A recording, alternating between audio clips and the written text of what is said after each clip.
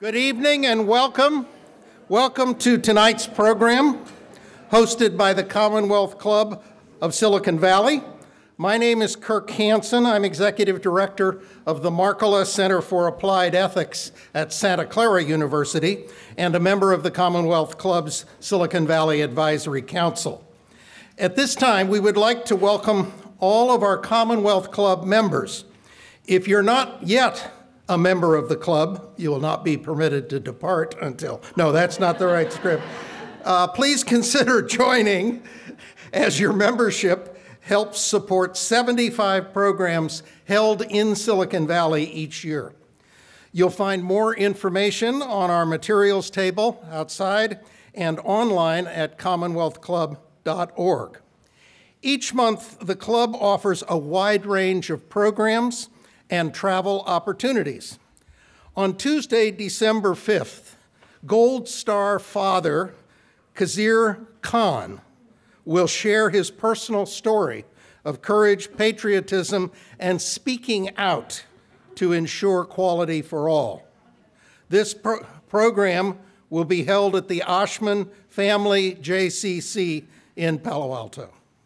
On Tuesday, February 13th, Carl Pope, former executive director of the Sierra Club, offers a hopeful message of climate change solutions. This program will be held here in Cubberley Theater. And on Saturday, February 17th, Rick Steves, PBS travel host, explains why there has never been a more important time to travel and explore the world. This program will also be here at Cubberley Theater. For more information or to receive our email newsletter of upcoming programs, check out the materials table again or commonwealthclub.org. Now, during tonight's program, we will have time for your questions. This will be a conversation. I will have questions for the first part, and then we'll use your questions. So please write your questions on these cards. Keep them short, please. I don't have time to read essays in sorting them, so keep a very short question, and they will be picked up throughout the program by our staff and volunteers. The Commonwealth Club is proud to podcast and broadcast a number of our programs on KQED Public Radio, 88.5 FM on Friday nights at 8 p.m., and KLIV AM 1590 on Monday nights at 7 p.m. For this reason, we ask you now to turn off your cell phones or turn them to silent so that we don't have interruptions. At this point, I'll pause for a brief moment as we begin recording tonight's program.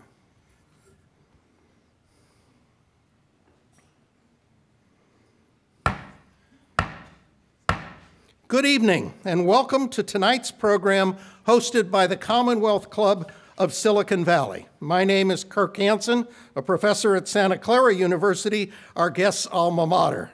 It's my great pleasure to introduce Reza Aslan, professor of creative writing at the University of California, Riverside, and author of the new book, God, A Human History. Reza is an acclaimed author and scholar. He received his Bachelor of Arts in Religious Studies from Santa Clara University, his Master of Theological Studies from Harvard University, and a PhD in the Sociology of Religion from the University of California. Reza is a consulting producer on the acclaimed HBO series The Leftovers and was host and executive producer of two original series, Rough Draft and with Reza Aslan, and CNN's Believer. He is an adjunct senior fellow at the Council on Foreign Relations, serves on the board of trustees of the Yale Humanity Community, and is a member of the American Academy of Religion. Ladies and gentlemen, please join me in welcoming Reza Aslan.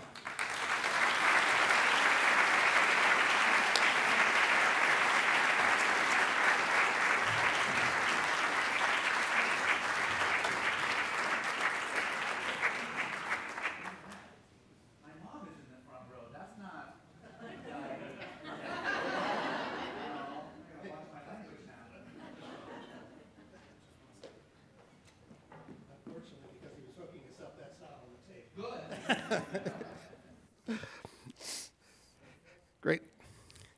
Reza, it's a great pleasure to have this conversation with you. I've prepared a few questions on your own religious interests and your quest, personal religious quest, and on your book. Then we'll turn to questions from the audience. Excellent.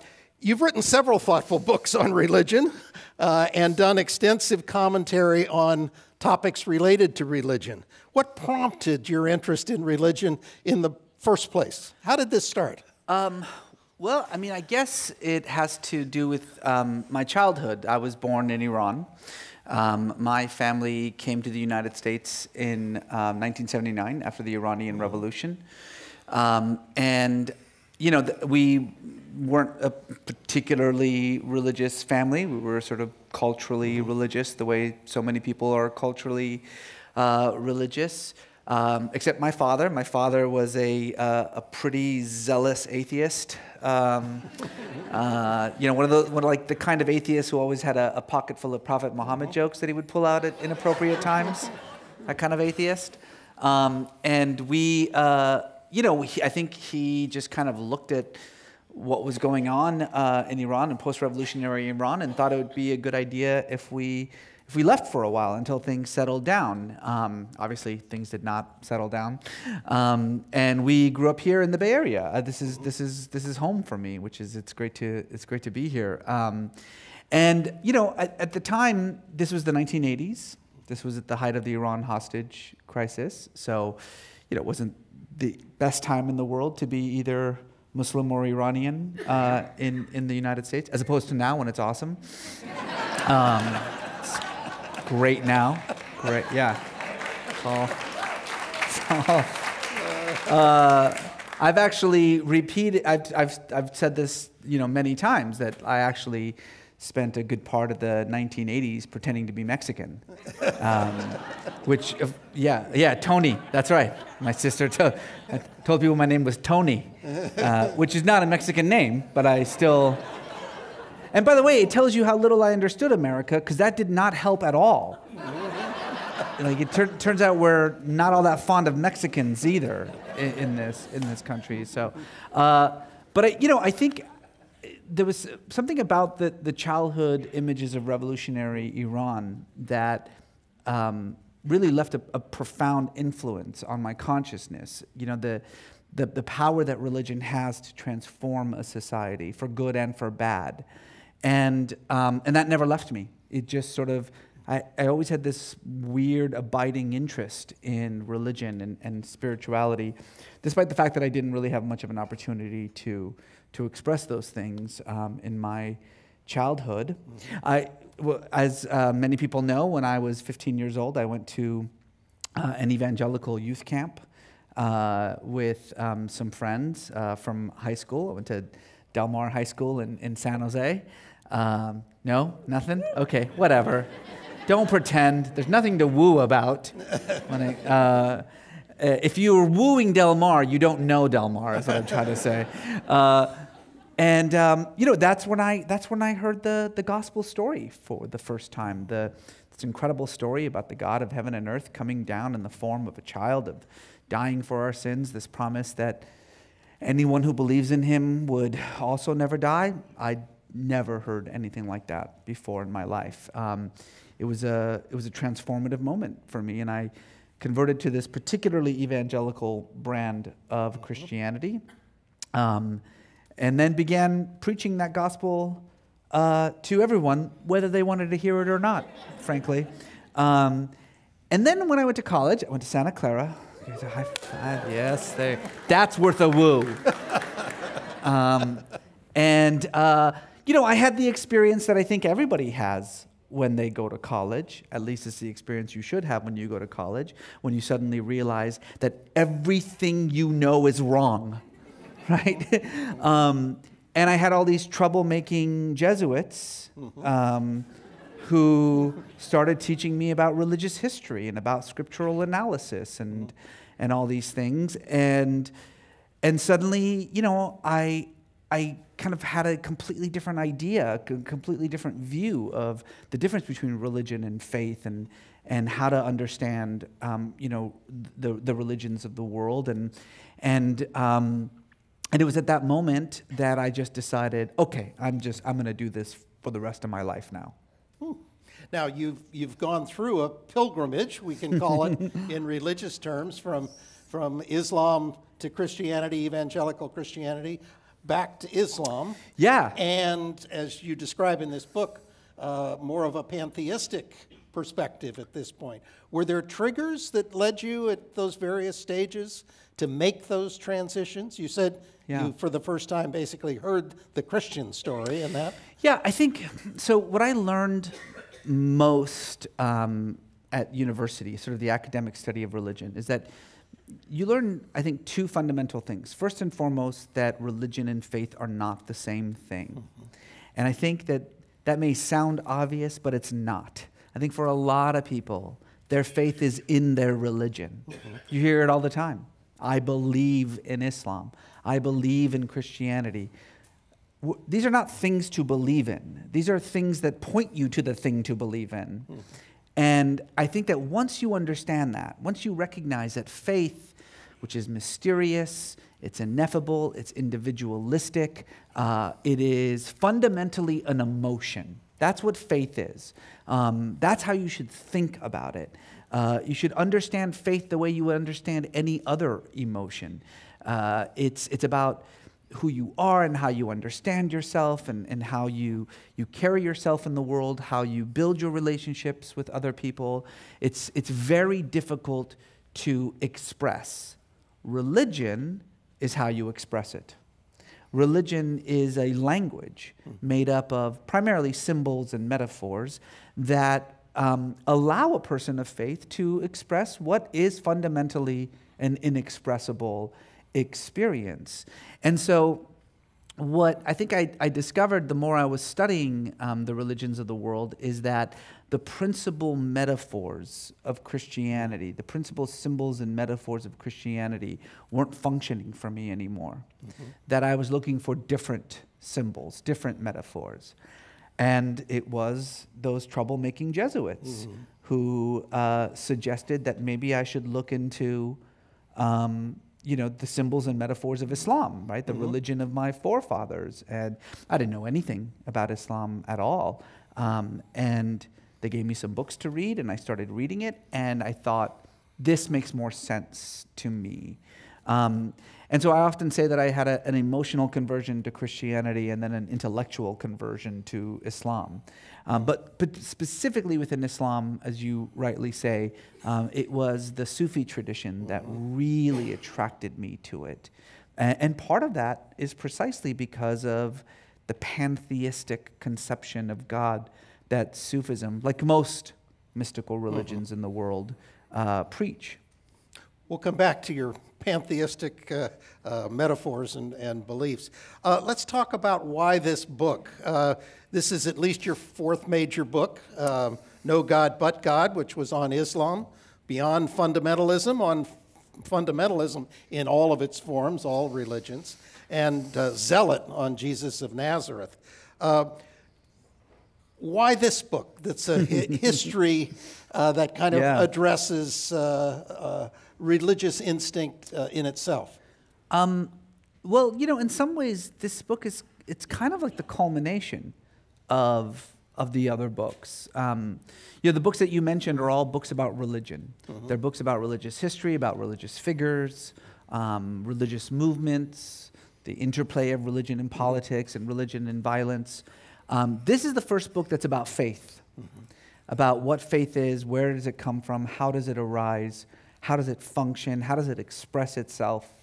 What I really wanted to do was I intended to write a different book, to be honest with you. What I told my publisher I was going to write was basically, a history of religions book, like a popular history of religions book. That started at the very beginning and went into the future. And then I got stuck at the beginning. And, I started researching because I didn't want to... Usually books about God either begin with the Old Testament, as though, God is 5,000 years old or something, or they begin, say, with the establishment of religion. So maybe, 7th century BC or something like that. And I wanted to go back deeper. I wanted to go deep into our prehistoric past. The question that I was interested in was, does the religious impulse predate even Homo sapiens? I mean, is whatever you want to call faith, and let's just keep calling it the religious impulse because that's the best way to think about it, this impulse that's embedded in our consciousness that pushes us to believe that there is more than the material realm. Is that something that is unique to our species? Or can there be evidence of this impulse in previous species of humans, in Neanderthals, in Homo erectus? Spoiler alert, yes.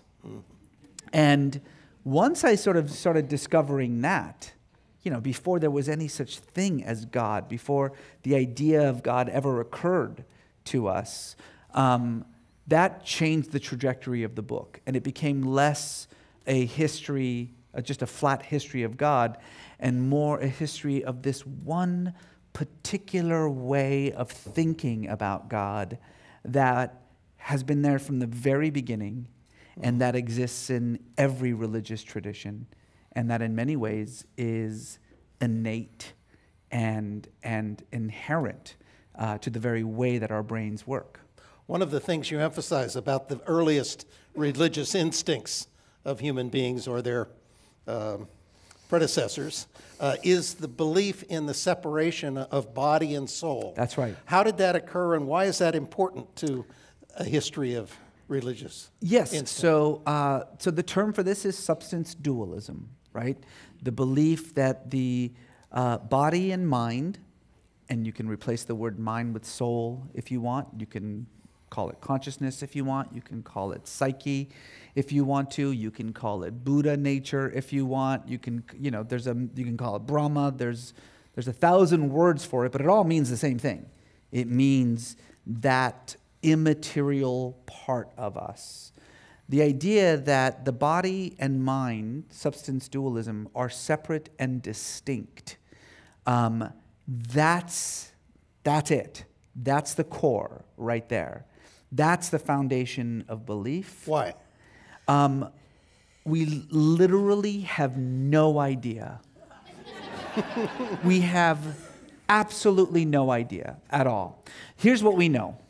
What we know is that numerous studies of children from all parts of the world, children who grew up in religious families, children who grew up in non-religious families, that numerous studies of children have shown that we are born with it, that you are just simply born with this innate, untaught, conscious awareness that you are more than your body, that there is a dual substance to you.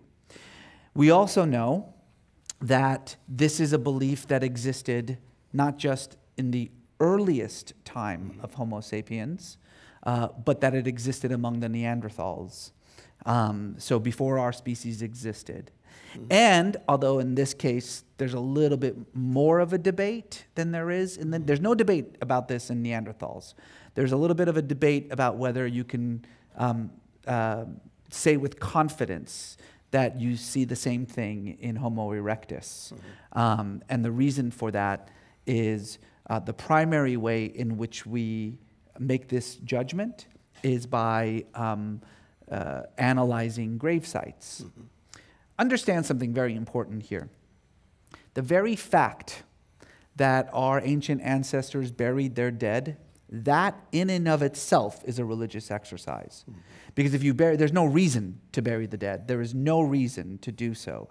It is enormously materially expensive in terms of effort and energy that should be spent on surviving, not on digging a grave and putting a body into it. It just makes far more sense, evolutionarily speaking, to just leave a body out and let the dogs and the animals take it away.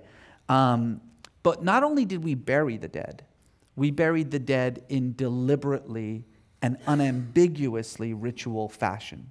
We buried them in certain poses, usually either fetal position or stretched out with the head facing east for the rising sun. We buried them with trinkets, with necklaces, with shells, weapons, tools, objects that were dear to them. We buried them with animals, often bears. We would sometimes remove the head, scoop out the brain and consume the brain, which meant that there was this idea that whatever the soul is, and I'm putting that word in quotation marks that people on the radio can't see, whatever the soul is, it existed in the brain. And we did this because of the simple fact that we believed that this wasn't it. That something about us, something that wasn't our material body, continued. And that thing needed tools and weapons and necklaces and all those other things. In the afterlife. In the afterlife. There's no question of this in Homo sapiens. There's very little question of this in Neanderthals. And we have unearthed Homo erectus sites that also show this kind of evidence, though we're talking now 400,000 or 500,000 years ago, and it becomes much more difficult to say with certainty that what you are seeing is deliberate and not the result of 500,000 years of environmental influences. But if you're asking me, I would say yes, you see it in Homo erectus burial sites as well.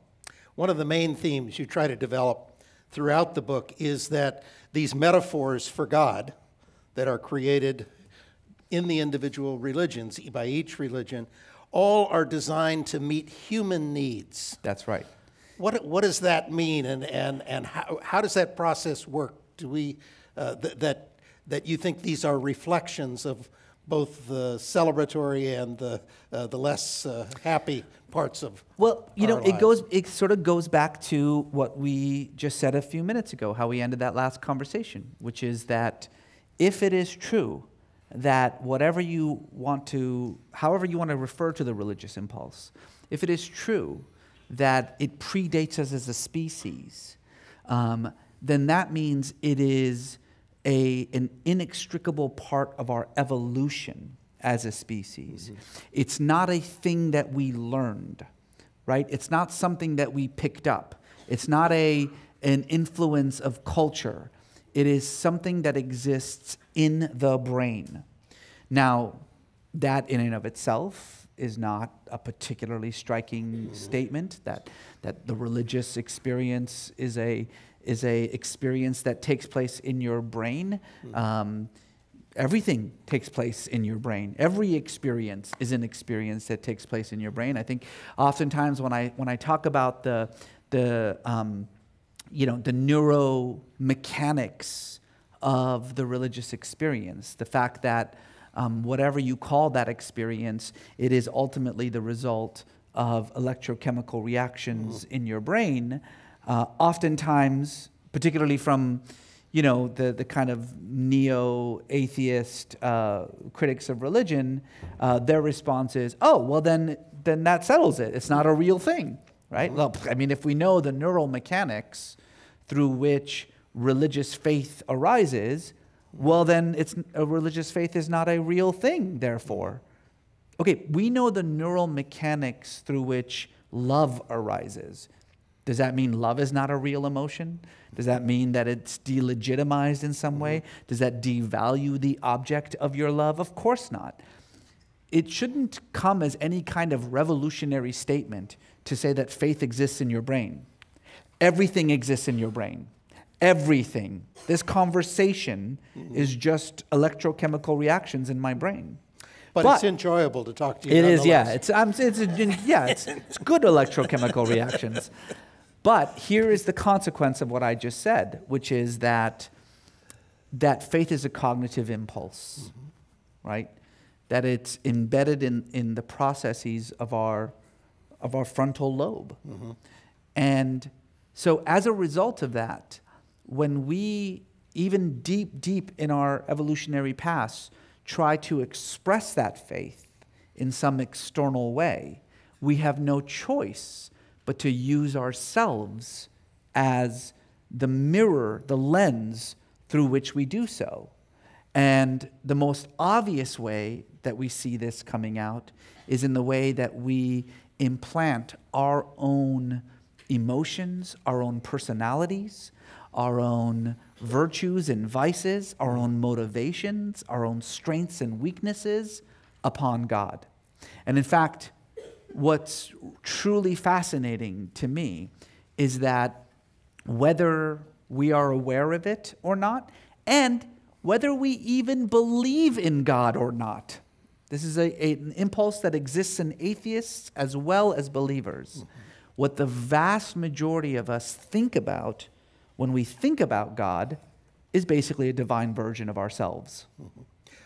We're here this evening talking with Reza Aslan, professor at the University of California, Riverside, and author of God, A Human History. Two other themes I want to make sure we get to. You have a very interesting description of how humans first developed multiple gods and thought in terms of each of our vices and virtues or each of our needs would be expressed by a different god. Right. And that gradually monotheism evolved or developed. Can you help us understand why we wanted lots of gods and why we ended up with, or most people, many people ended up with monotheism? Well, so, I mean, this is actually a really interesting truth about the history of religions, is that, you know, no matter how far back you go, let's say a couple of 100,000 years, or as I would argue, at least 400,000 or 500,000 years, the entire history of human spirituality, all of it, all hundreds of thousands of years of it, throughout that time, the idea of one God and no other is barely 2,500 years old, barely. And by the way, that's not to say that the idea didn't arise before. It did. Throughout human history, occasionally somebody would stand up and say, there's only one God. It's just that person would very quickly be either killed or silenced. You know, we have two great, in written history, we have two great religious reformers who tried this. The first, of course, was the heretic pharaoh, Egyptian pharaoh Akhenaten, who in the 18th century was the first person in written history to come out and say, there are no other gods, there's just the one God, the Aten, that's the only God. He was the pharaoh, so he survived, but by the time he died, his memory was wiped off from the face of the earth. It's just a miracle that we even know anything about this guy. That's how violently Egyptians opposed this notion. It took, you know, maybe about 500 years later for the next person to make that claim. That, of course, is the Iranian prophet Zarathustra was the next person to stand up and say, there are no other gods, there's just this one God. He called his God Mazda. And that too was a absolute failure. He was eventually killed. He had converted almost nobody. Nobody was interested in that idea. Now, as opposed to Akhenaten, Zarathustra's religion, Zoroastrianism, was revived about 200 years later, but it was revived as a dualistic religion. There are two gods, not one, a good God and an evil God. And so, you know, we've been asking for a long time, why? Why do people have such a problem with this idea of monotheism? And the answer is quite simple, as I think you said it very nicely.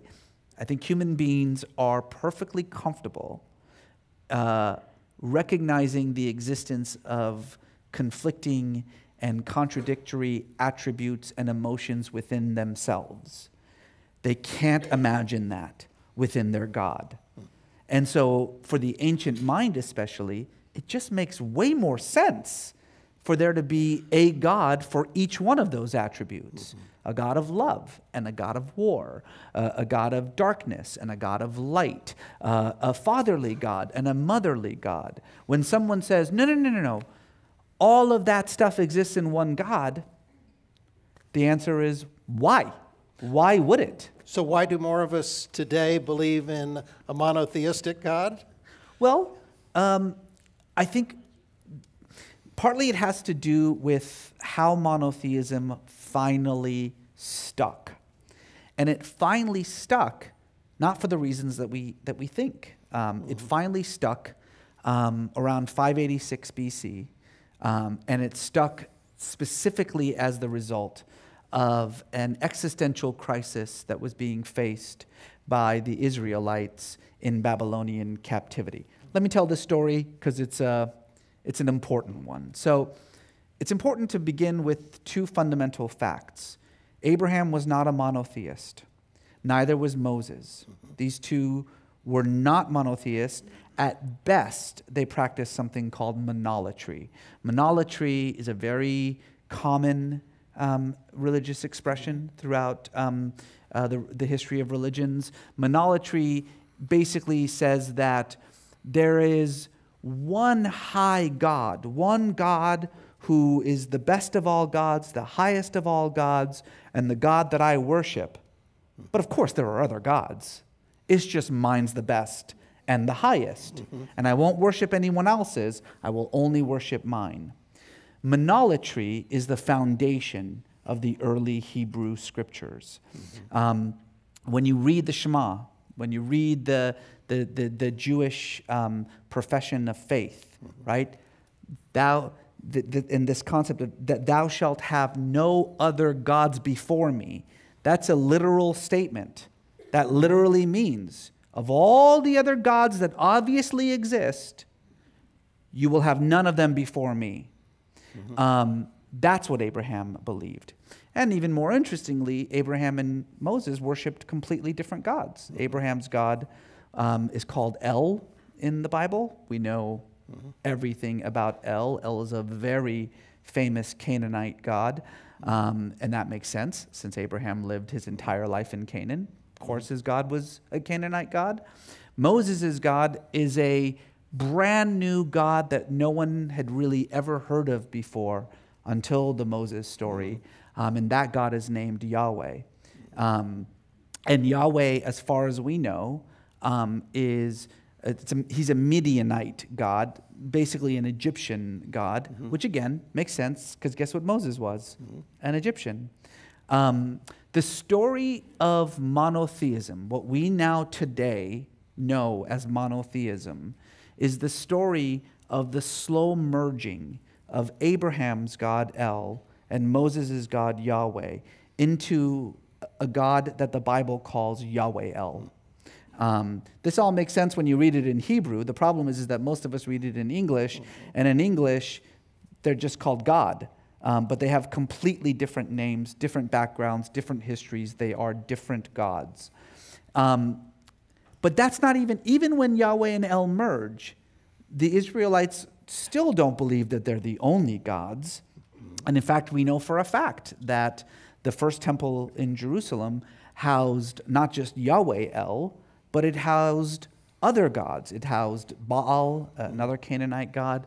It housed Asherah, a goddess who was often referred to as Yahweh's consort or Yahweh's wife. And then that's the first thing that you need to know. The second thing that you need to know is that warfare in the ancient Near East was not considered a battle between armies and soldiers and empires. It was considered a battle between gods. And in fact, what you see, especially when you read the Hebrew scriptures, is this idea that God is the warrior on the battlefield, that the soldiers are just God's pawns. God moves people around, but he's the one who's doing the fighting. The Bible repeatedly says that, in the battle against the Philistines, in this particular battle, God killed more people on the battlefield than the soldiers of Israel did. And sometimes God, I mean, it's kind of comical. Sometimes God basically acts like a general. There's this great line where David says to God, God, shall I attack them from the front? And God says, no, go around the back behind the balsam trees, attack them from their left flank. I mean, he's like giving, orders about troop movements. That's not unusual. That's how almost everyone thought in the ancient Near East. But here is the fundamental problem with that belief, which is that when another tribe shows up and battles your tribe and wins, that means their God just killed your God. And that's exactly what happened in 586 BC, when King Nebuchadnezzar of the Babylonian Empire, the greatest, largest empire the world had ever known at that time, showed up with his high god, Marduk, and destroyed Israel, burned Jerusalem to the ground, razed the temple of Yahweh, massacred tens of thousands of the Israelites, and then scattered those who remained into what became known as the Babylonian exile. And the only logical conclusion there for the vast majority of those Israelites was that Marduk had killed Yahweh. And so that's the end of that.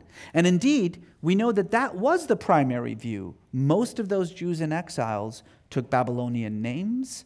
They began reading Babylonian scriptures. They began worshiping Babylonian gods. That's what happened. When you were absorbed by another empire, you just started worshiping their gods instead. And most of the Jews did. But, I know, this is a long one, but I swear it's so fascinating. So fast, your head's going to explode. The people who are listening at home right now are just like they can't get enough of this. Be careful as you drive. But here's the thing.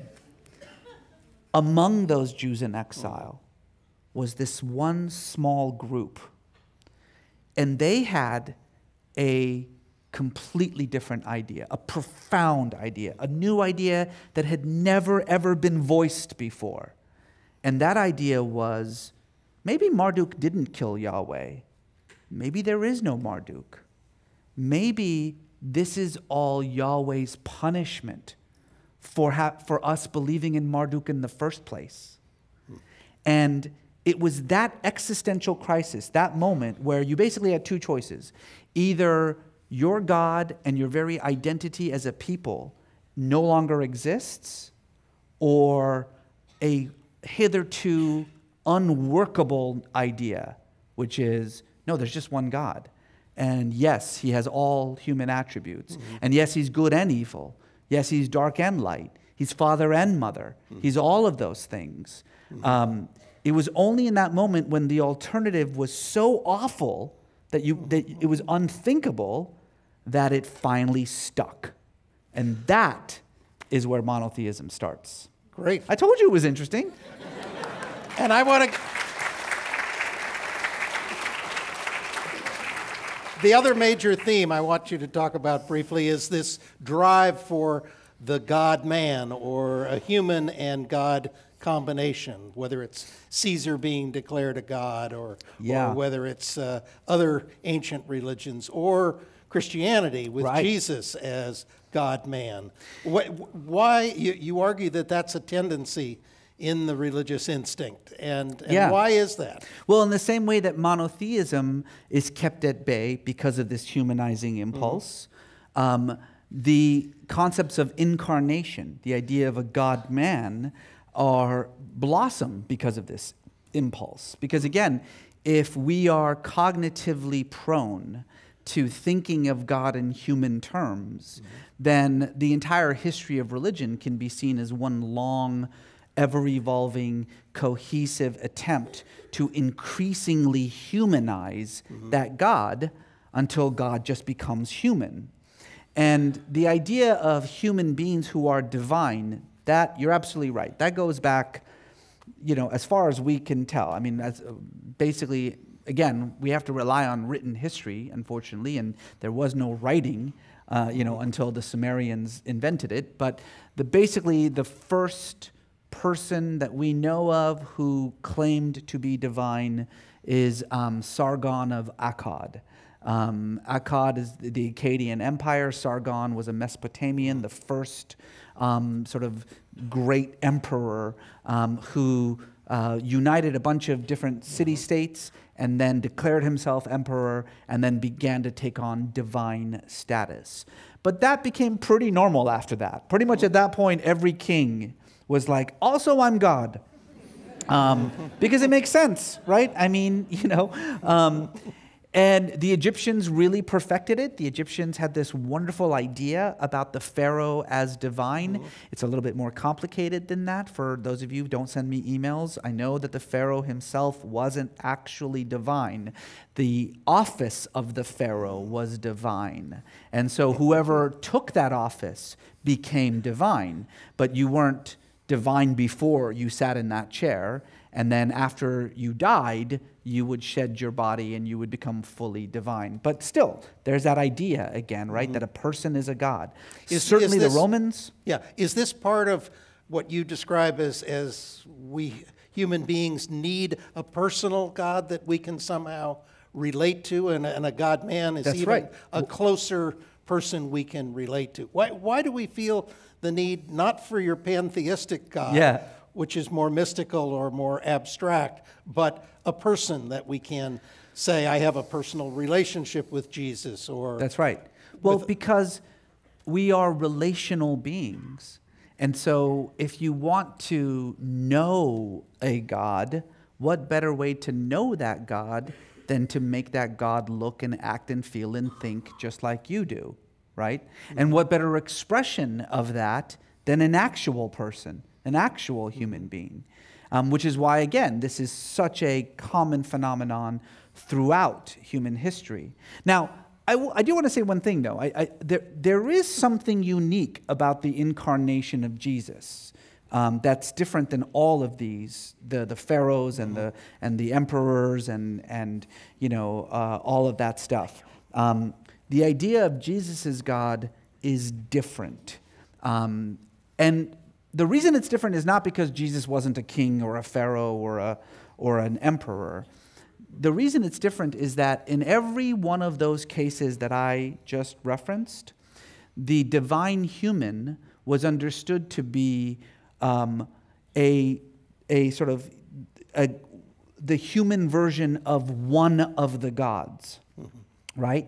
Caesar wasn't the god, he was a god, and there were many other gods. Sargon was a god, and there were lots of other gods.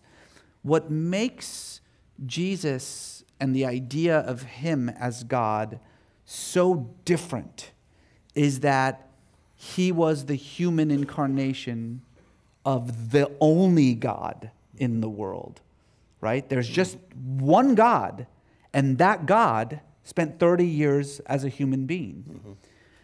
That was mind-bending for a lot of people. It was mind-bending for the Greeks and the Romans. Again, the idea when they were told, oh, Jesus is divine, they said, fine, that's not a big deal. Lots of people are divine. That's great. What they couldn't understand was, no, there is nobody else. Nobody else is divine. There is no other God. Jesus is not just divine, but he's the only God. That was an incredibly difficult thing for the Hellenistic mind to understand. And for the Jewish mind, it's outrageous. It doesn't, it's heretical. It goes against everything Judaism has ever said about God or man or the relationship between the two. I joke in the book that, almost every single tribe, almost every single religion in the Roman Empire had a tradition of the divine man, except for the religion of Jesus himself, Judaism. There's no tradition of that at all because it violates the entire definition of the Jewish God that came out of the Babylonian exile, God as indivisible, God as singular. Throughout the book, you describe all of these as projections of our human needs and as metaphors, does that mean everything other than a completely abstract pantheism is false? Is that the way you would put it, that these are false images of God? No, there's no room for words like true and false in the study of religion. I think it's just a misunderstanding of what religion is to use words like that. Religion is by definition interpretation, and by definition all interpretations are true and valid because it's purely subjective.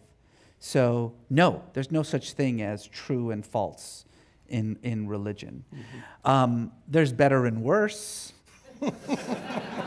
There's more and less rational. Mm-hmm.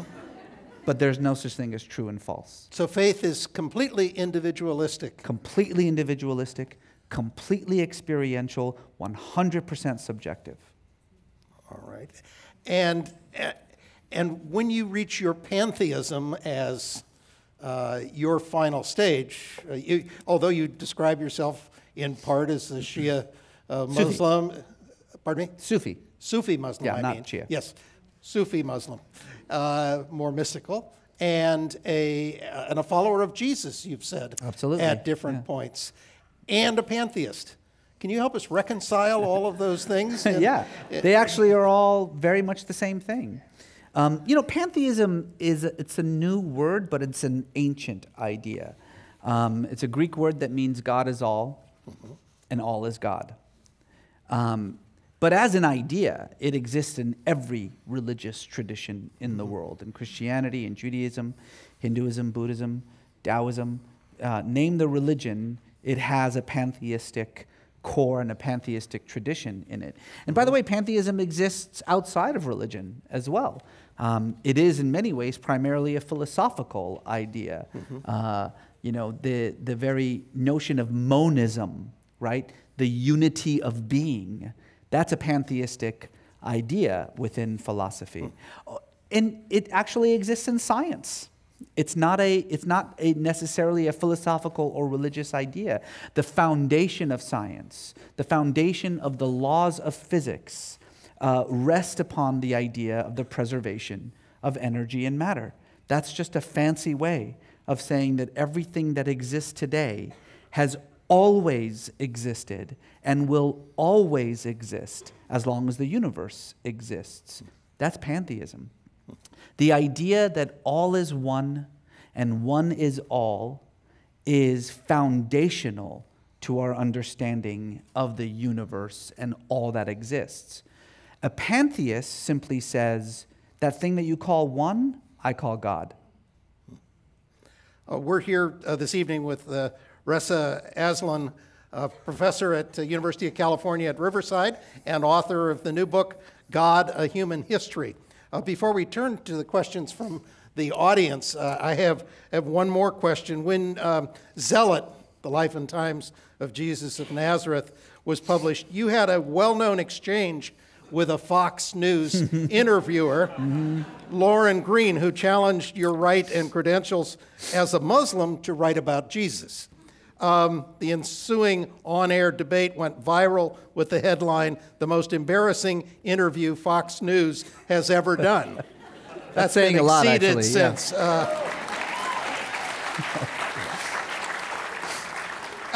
In the wake of that interview, your book, Zealot, jumped to the top of the bestseller list across the United States. Is there I don't want to be a jerk, but I just want to emphasize it was already a bestseller.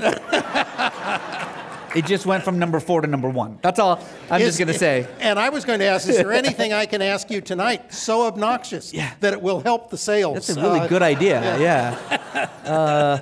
Let me think about that, but I'm sure there's something I can come up with.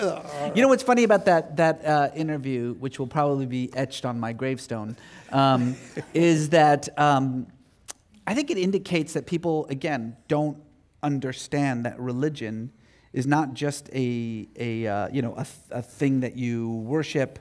It's also a thing that you study. No one would say to a German expert in French Impressionism, how dare you study French and you're German. What do you know about French artists? Nobody would say that. But I think people don't get that religion is an academic discipline. I get this all the time. Like, I'll be on a plane and someone will say, so what do you do? And I'll say, I'm a scholar of religion. And then they'll start confessing sins. And I'll be like, I don't care. I don't. Stop doing that. That's people don't get it. Yeah. And I think that was ultimately what was taking place there. I mean, yeah, there was some obvious and rank Islamophobia and just poor journalism. But fundamentally what was happening is that she didn't understand that, wait, you can just study a religion? Mm-hmm. Yeah. Let me start asking you some more of the All right. questions from the audience. And this one has to do with evolving notions of God, your personal evolution, and so your own journey through different conceptions of God is perhaps what we're trying to explore here. The question is, does God evolve? Yeah. Does God in each of our minds evolve over time? Absolutely. Religions are in a constant state of evolution. We are constantly evolving the way that we think about God, because again, if that is a reflection of ourselves, then as our understanding of ourselves change, our understanding of God changes to match. By the way, that's the same thing about when it comes to our concepts of the afterlife and of heaven. One of the things that I write about in this book is this concept called political morphism. Mm-hmm. And that's just, again, a fancy word of saying that our imagination of what the heavens look like constantly changes to match what the society that we live in looks like.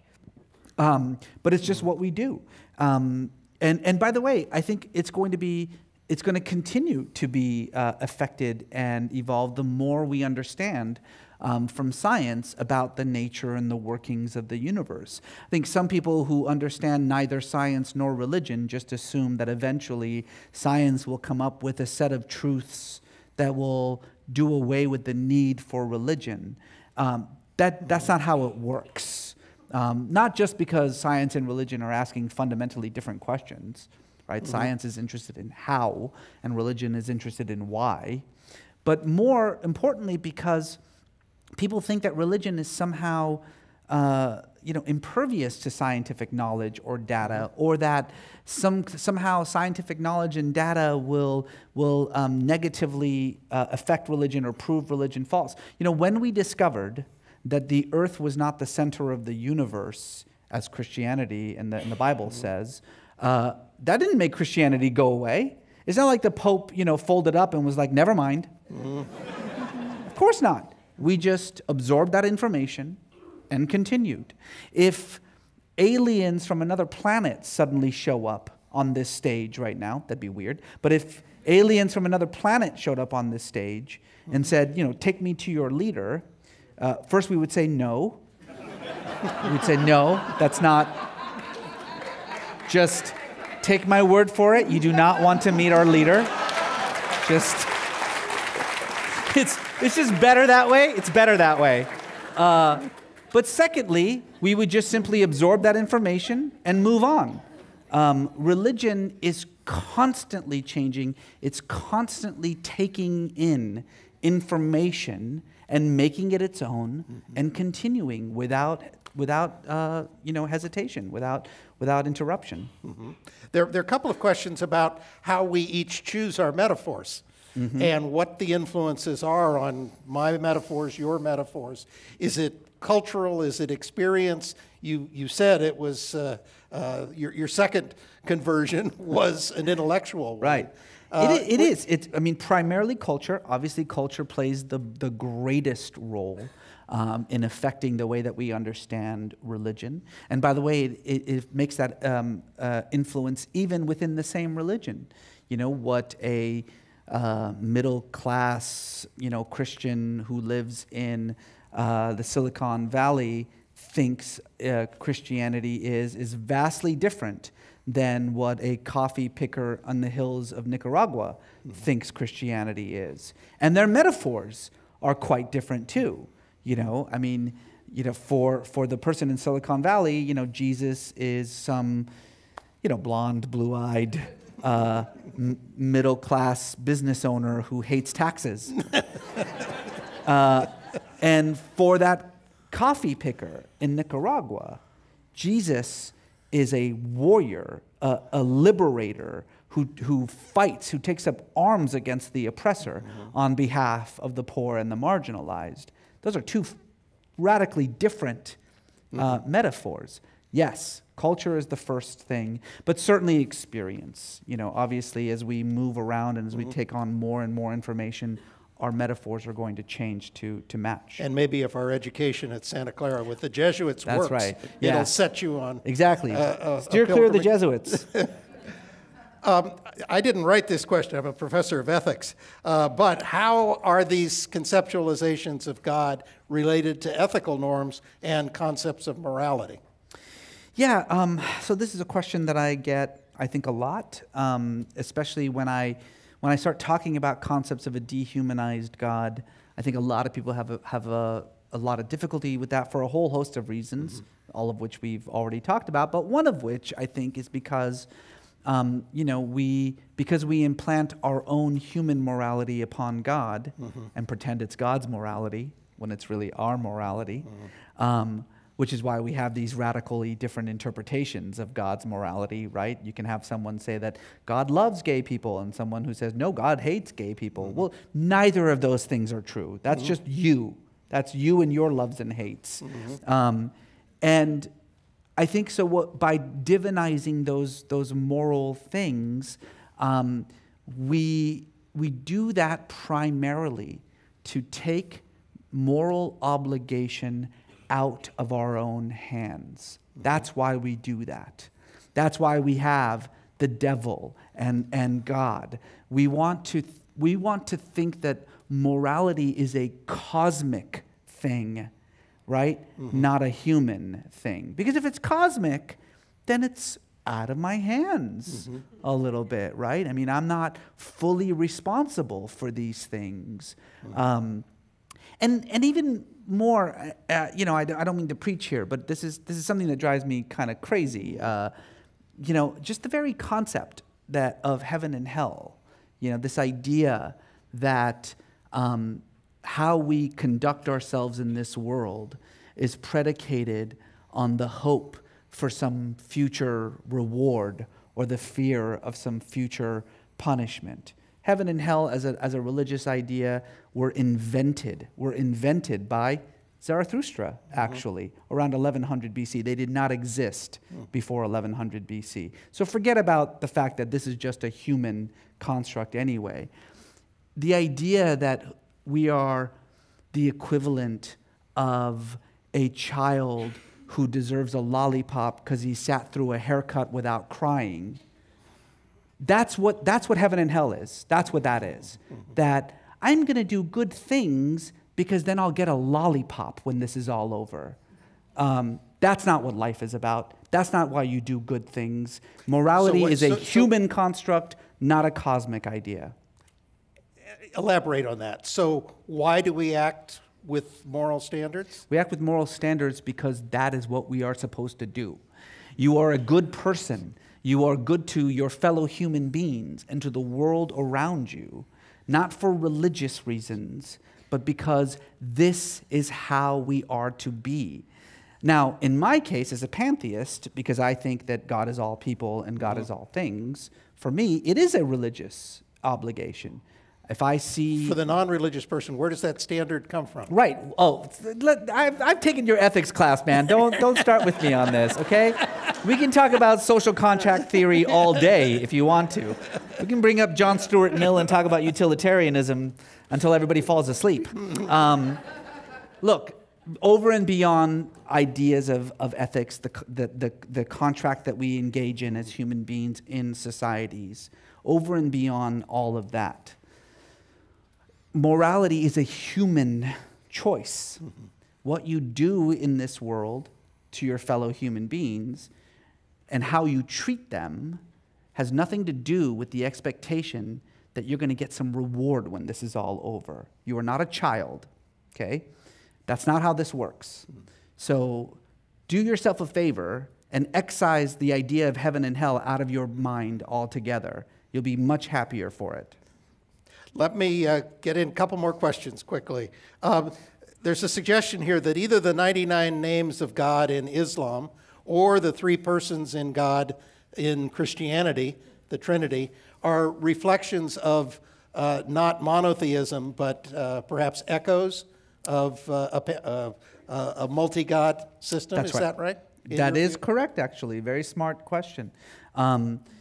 When the Jews came out of exile with this new interpretation of God, God is singular and indivisible, it was very difficult for people to maintain that. It was easy in exile, because then it was an existential question. Mm-hmm. But now that you're back at home and you've built your temple again, and you're free, now it becomes harder and harder to maintain this idea. Number of Jewish sects began to experiment with other ideas. The Essenes borrowed a little bit from Zoroastrianism and came up with the Prince of Darkness and the Prince of Light. One particular sect of Judaism just created a wholly new character called the devil, and that sect is Christianity. The devil does not exist in the Hebrew Bible. There is no such person as the devil in the entirety of the Old Testament. In order to make up for this idea of, well, okay, so God's not both good and evil. The devil is evil, so he's responsible for evil, and God is just good. All these impulses start to flex themselves again. The biggest impulse, of course, is the humanization. What is God? God is a human being. But even within Islam, as Islam tries to sort of revive Jewish monotheism, even in Islam, that becomes very difficult, because the question of, well, then what is God starts to get in the way. This idea of, well, then if God is truly dehumanized, then God has no attributes. But then that's what the names become, right? Mm-hmm. The 99 names are 99 attributes. And those attributes, for the most part, are human attributes. We can't help it. We really can't help it. It is an innate cognitive impulse that we just all, it's just something we all do. We've avoided politics for almost the entire hour. And someone here has read your Los Angeles Times op-ed recently, and in which you said that the followers of Donald Trump are a cult, or like a cult. Do you want to explain what you mean? Does that mean a religious cult? Yeah, absolutely. Look, I use the word cult in its derogatory sense. Mm-hmm. Scholars don't use the word cult. We've kind of stopped using that word, because really it's a value judgment. Mm-hmm. My religion's a religion, your religion's a cult, right? And also, the oldest joke in religious studies is that cult plus time equals religion. Mm-hmm. So, right? That's kind of a universal. But in this case, I mean it in its pejorative sense. I really do mean it as a group of individuals, insulated, cut off from the outside world, in thrall to a charismatic leader who has taken upon himself prophetic or divine status. And that is absolutely the right way to think about Trump's core followers. He himself admitted it. He said, I could just shoot somebody on Fifth Avenue and I wouldn't lose any of these voters. Even he knows that's the case. Mm-hmm. But when you have someone like Franklin Graham, one of his chief evangelical supporters, who before the election compared Trump positively to Abraham, Moses, and David. When you have Frank Amedia, another one of his evangelical supporters, Ohio pastor who was part of his council, say that Donald Trump is receiving divine downloads from God. When you have Robert Jeffers is Trump's chief evangelical advisor, who said before the elections that he would in any election choose Trump over Christ. When you have Pat Robertson, who said that Trump's authority is the authority of God, and so therefore anyone who disobeys Trump is disobeying God. This is not normal political rhetoric. Okay? Final question. We're running out of time. This is a cult-like behavior. Fascinating. you got in trouble a few months ago by a tweet in which Trump had made a less than sensitive tweet about the bombings in London. And you called Trump a piece of excrement and got you in trouble with CNN. It did. Yes. In the last day, Trump has spread anti-Islamic videos. Yeah. Do you want to get in trouble again Sure. with another comment? Happily. Look, I don't regret that at all. You know, maybe I shouldn't have used a swear word because I don't let my kids swear, so maybe I shouldn't have sworn either. Maybe what I should have done is have said that Trump is a racist, sexist, lying, lecherous, narcissistic sociopath, and I probably would have still had my job. But here's the thing that I think is important to understand, is that the media is constantly scratching its head and trying to figure out, why does Trump keep doing these racist things? Because he's a racist. I mean, you are what you do. You are what you do. Stop making this some kind of mystery that is hard to understand. And by the way, the one thing that I will say is, look, I'm sorry I lost that show. It was a great show. We were in the middle of a second season that was going to be awesome. And I'm working, on reviving the show elsewhere. But I really do believe you work at HBO. Let me know. Like, we can do this right now, man. What I really and truly and honestly believe, that we too right now are facing an existential crisis, and that anyone who has any measure of a voice has a responsibility to future generations to use that voice to scream at the top of our lungs that we are facing a crisis unlike anything that this country has ever seen before. We have had many, many external enemies in this country that we have fought and we have defeated. Right now, we have an internal enemy in the White House, and history is looking at us. And if you are not screaming fire at the top of your lungs, then you deserve to have the house burned down on you. Unfortunately, that exceeds our time.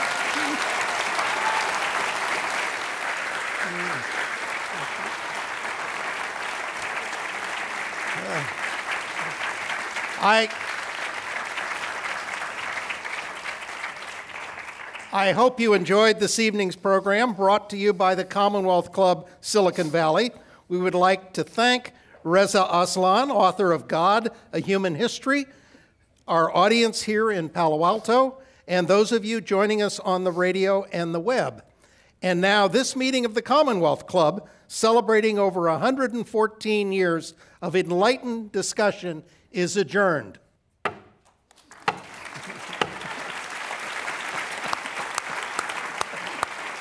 Thank you.